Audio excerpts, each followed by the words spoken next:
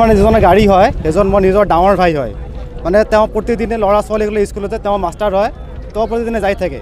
কালি মানে প্ৰতিদিনে মানে এনেতো ঘাটখন বেয়া হৈ আছে আৰু ইয়াত কোনো গেটো নাই আৰু কোনো বিকল্প ব্যৱস্থাও নাই ইফালে আমাৰ বহুত স্কুলৰ ল'ৰা ছোৱালী বিভিন্ন চৰকাৰী মানুহ ইফালৰ পৰা যোৱা অহা কৰে দিনতে মোটামুটি 10,000-15,000 মান ইয়াতে যোৱা অহা কৰে দিনত আৰু প্ৰতিদিনৰ নিচিনা বড় ভাইজনে আজিও গৈ আছিল আৰু কালি ইয়াত কাম কৰিছে মানে মাটিবিলাক খৰাই পিনে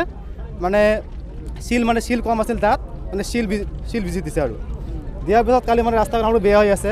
প্ৰতিদিনৰ নিচিনা আৰু মানে গাড়ী উঠাই দিলে গৈ পেলাই মানে গাড়ীখনত ফাঁচি গ'ল ফাঁচিও ট্ৰেইন ইফালৰ পৰা আহি আছিল আহি থাকোঁতে মানে আৰু মোৰ ডাঙৰ ভাই আৰু মানে ভাতিজি দুইটা গাড়ীখন নামি গ'ল আৰু গাড়ীখন মানে এক্সিডেণ্ট হৈ গ'ল আৰু হয় গেট নথকাৰ ফলত আমি বহুত দিন মোটামুটি 10-15 বছৰ মানৰ পৰা গেটৰ পৰা আমি গেট ল'ব কাৰণে মানে বহুত কি কৰি আছোঁ মানে ৰেলৱে ডিপাৰ্টমেণ্টত বহুত কি কৰি আছে কিন্তু ইয়াত কোনো মানে ব্যৱস্থা লোৱাৰ নাই বহুত দিনৰ পৰা ইয়াৰ আগতে বহুত এক্সিডেণ্ট হৈছে আৰু বহুত এক্সিডেণ্ট হৈছে ইয়াত আগতে আৰু বহুত বন্ধ কৰি দিব লাগে বন্ধ কৰি দিয়া নাই কাৰণ যদি বন্ধ কৰি দিয়ে মানে ইয়াৰ পৰা যোৱা কৰিলে আমাৰ মানে মানুহবিলাক ক'ত যাব আৰু ঘাটা নাই মানে প্ৰতিদিনে প্ৰায় 10,000-15,000 মানুহ যোৱা অহা কৰে স্কুলো আছে আৰু ইফালে এখন লোৱাৰ প্ৰাইমেৰী স্কুলো আছে ইয়াতে আৰু মানে বিভিন্ন চৰকাৰী মানুহ মানে আছে ইয়াতে মানে আৰু মানে মোটামুটি 5-6খন গাঁও আছে ইয়াতে